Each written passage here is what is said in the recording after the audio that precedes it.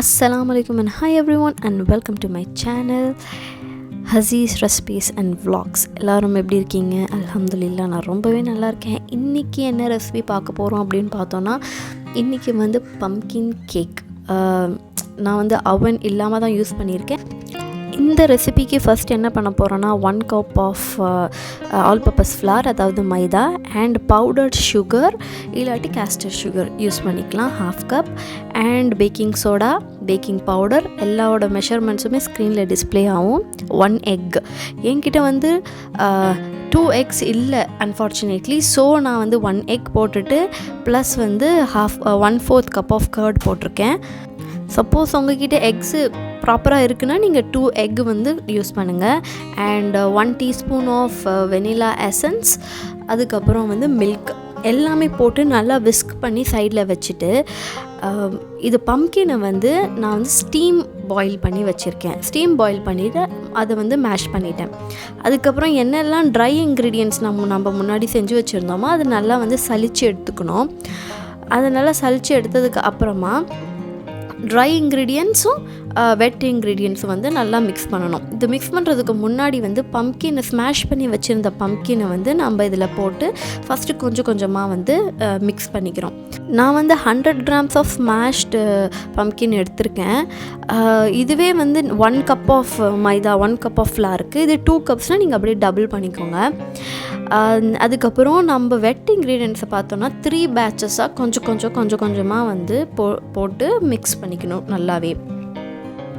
நல்லா மிக்ஸ் பண்ணதுக்கு அப்புறமா நம்மளுக்கு பார்த்தோன்னா அந்த கன்சிஸ்டன்சி, கேக் பேட்டர் கன்சிஸ்டன்சி வந்து ரொம்ப திக்காக இருக்குது. ஸோ அதனால் கொஞ்சமாக ஹாட் வாட்டர் தான் யூஸ் பண்ணணும். அப்போ தான் வந்து அது கரெக்ட். ரொம்ப கொதிக்கிறமாகவும் இருக்கக்கூடாது, ரொம்ப சில்டாகவும் இருக்கக்கூடாது. அது கொஞ்சம் வார்மிஷ் ஹாட் அந்த மாதிரி இருக்கணும். போட்டு மிக்ஸ் பண்ணிவிட்டு லாஸ்ட்டாக பட்டர் வந்து மெல்டட் பட்டரும் வந்து எப்படின்னா ரொம்ப அப்படியே பாயிலாக இது ப்ரௌன் ஆகக்கூடாது.